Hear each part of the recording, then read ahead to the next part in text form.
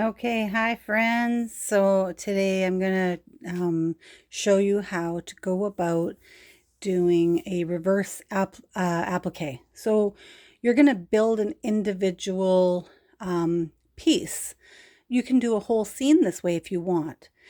Today, just to keep it simple, I'm going to do this piece right here. I'm going to do this little chicken right here. And so a few supplies that you need are some kind of paper. It can be paper towel. It can be tracing paper. It can really be anything. This was easy for me to get my hands on. It's the Perfect Piecing foundation sheets that I'm going to use to do the demonstration. It's a nicer material. It's kind of got more of a texture than just regular paper, but you can totally use regular paper. You're going to want a pencil, and then you're going to have material for each of the things. And I see now I've forgotten to get a background, so I'll dig out a background. And because I'm going to replicate the chicken, I picked out some yellow scrap for the shirt. I picked out the white for the chicken's wing and her head. I've got a little bit of a brown to go for her beak, and I have a red scrap for her cone here. And you just want to make sure that your piece is big enough to cover the area when you're picking your fabric bits. So I will dig out a background to build this on, and then I'm going to show you the next step. So I've selected this blue for the background. Now the next thing I'm going to do is I'm just going to give everything a rough press. I'm going to chop the pieces into rough pieces to fit the areas that I'm going to be working with, and we will get started. So now that I have my scraps all pressed and ready, I'm going to take a pencil, my paper that I'm going to transfer onto, and I'm going to draw the image onto my piece of paper. So now that I've completed the drawing, as you can see, we are going to get rid of that. We don't need it anymore. And we're going to start with our fabrics. Now we're going to want to actually have this image finished like this. So when we work at it, we're going to work from the reverse. So we're working from the back to create this image over here. So we work from it on this side to get this image at the end. So you'll see how that comes along as we're going. But what you would do then is you take your fabric and you put it down, and then you put your image on. But now the next thing that you're going to need is you're going to need your white. So because this material is so transparent, I've doubled it up to give it a little more opacity, and I'm going to put it underneath right where her chicken head and her chicken wing are. And I'm just going to make sure that my fabric is all covering the areas where I need the white to be. And it is. So the next thing I'm going to do is I'm going to go ahead and pin that down.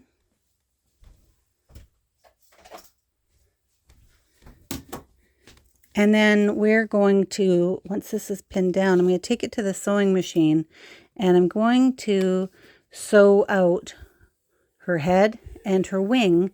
And then we're going to go ahead and clip the extra white off. So you just want to make sure that as you're pinning that you're catching all your corners so that nothing is getting underneath. And sometimes I'll throw an extra pin in to make sure nothing folds up under when I'm working. So now that I have that pinned into place, I'm going to go and get this sewn in, and I'll be right back. So I've gone ahead and set up my sewing machine for free motion quilting with the proper foot and all the settings on my machine. And then what we're going to do is we're going to go ahead and stitch out that head and wing, as I mentioned before, with free motion sewing. So you're just going to pick your starting point, and we're going to just follow the lines because that's all we're doing.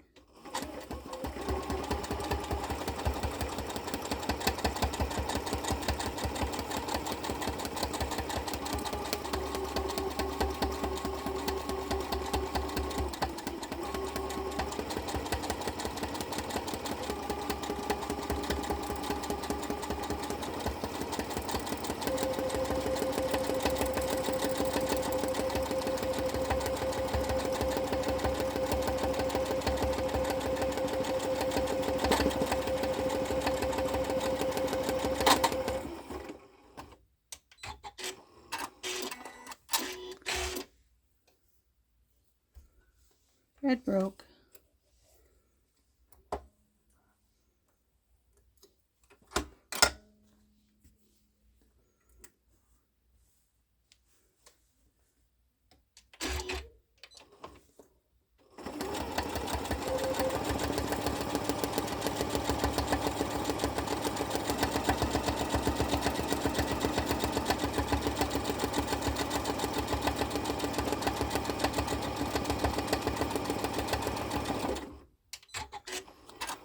You can see my lines aren't completely straight, but that's okay. So now what we're going to do is we're going to go ahead and unpin our fabric, and we are going to trim off the extra white fabric that we don't need.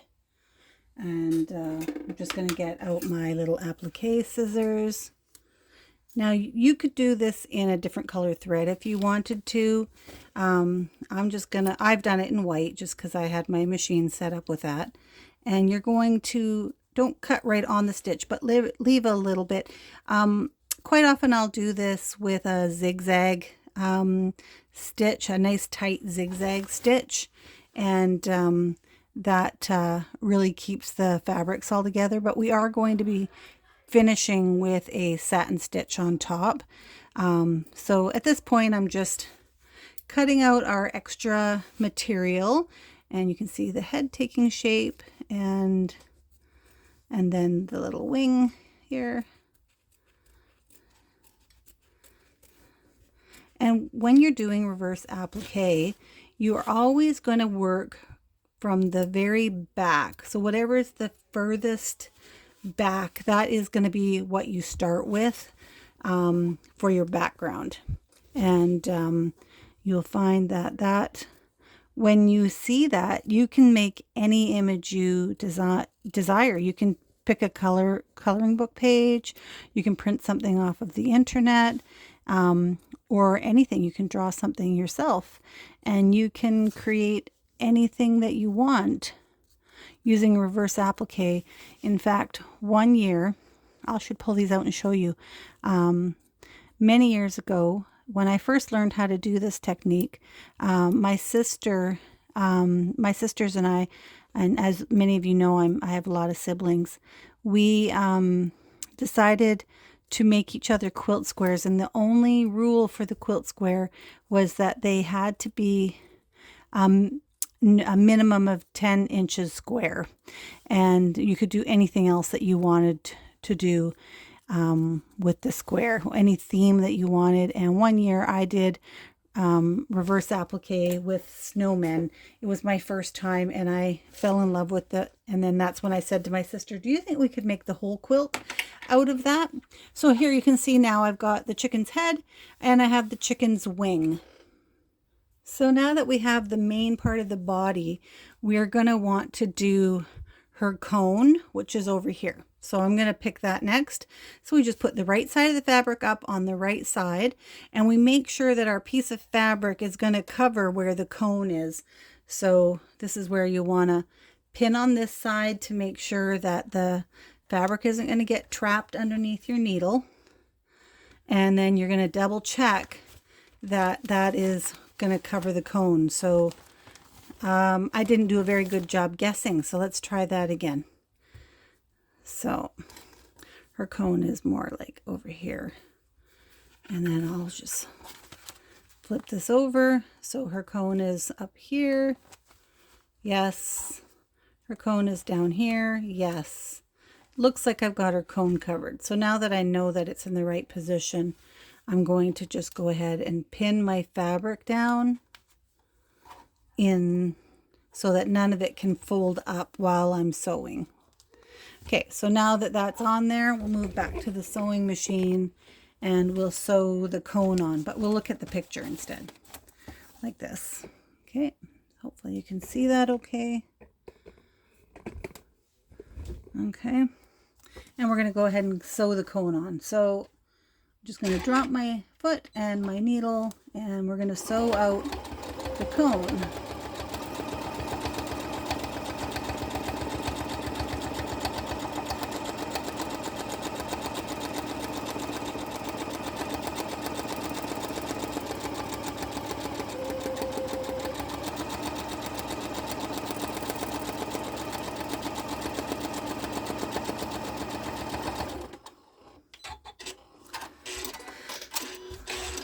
So now you can see where it's stitched in. I'm gonna go and cut that and I'll be right back. Okay, the cone is cut and now we're going to do her dress right here, her dress. So what I'm going to do is I'm going to take the material and make sure you have the right side facing down and the wrong side facing your pattern. And then you just want to make sure that your fabric is covering the spot. So that's her shirt. That's her shirt, her dress, and then make sure it's all the way up. Yes, it is. And I'm not even going to get any of that pink in there. So now that I know that is in the right spot, I'm just going to throw a pin here. I'm going to flip it over and I'm going to, oops, sorry about that. I'm going to go ahead and pin out my fabric again so that it doesn't get trapped underneath and get folded while I am sewing down my next piece. So everything is pinned into place like that. Flip it over and now I'm going to go sew out her shirt. So that's next.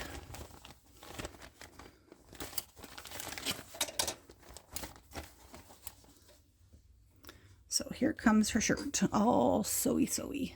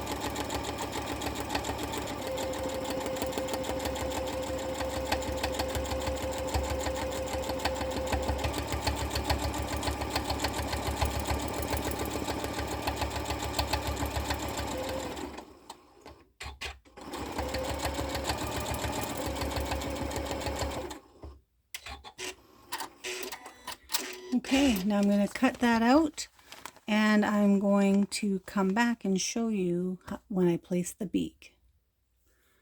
Okay, her dress is cut out and we just have her beak left to put in, and it's such a small piece, so I'm just going to go ahead and just cut myself a little small piece to work with, and we know it's going to go right here, so I'm going to lay it there and I'm going to put a pin in here and I'm going to put a pin in here. I'm going to flip that over and we can double check it, but yes, we're covered. Yes. So we're going to go ahead and sew out her beak.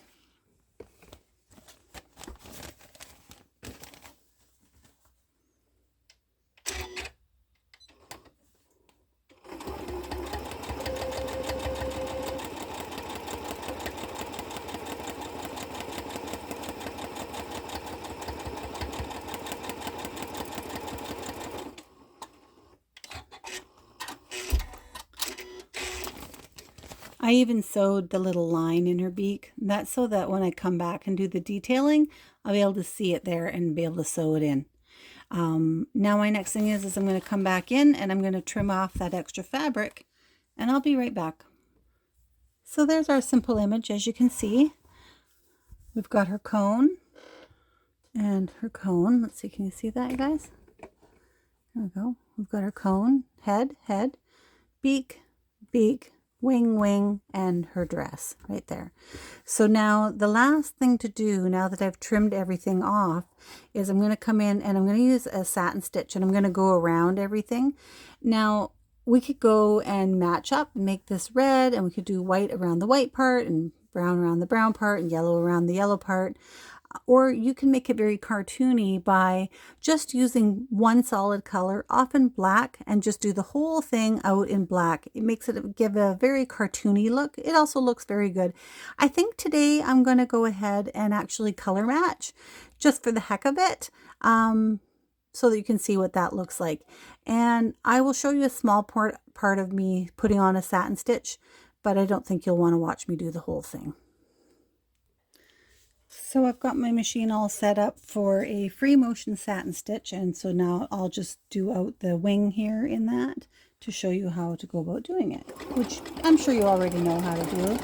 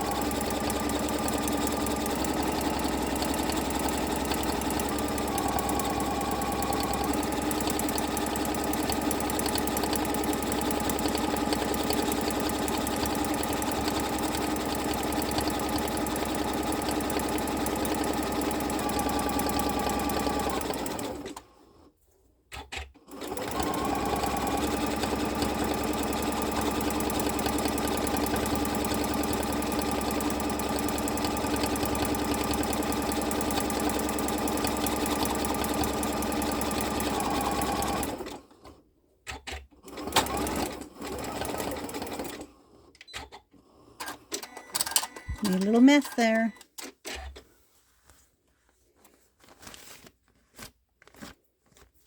Let's go ahead and get that cleaned up, and we will get that one finished up, and then I'll show you how it all finishes together. And there you have it, guys. Our little chicken is complete. Oops, here, let's set her up the right way. There she is. And there it was from the book. Let's see if I can zoom out. Let's see. See that? There she is. What do you think? Do you think you could do it? It's not that hard. It takes a little bit of planning, so everything from the back forward, and then a lot of pinning to make sure you keep your fabric out from under your needle that you don't want to stitch down. But that's pretty much it. And then the back looks just like you would expect it to, like that. And then what you could do is you can remove all of this paper prior to using this, now your new reverse applique, in place on a t-shirt or a quilt square, or wherever you decide you want to use it. I hope you found this helpful, and if you have any questions, just let me know.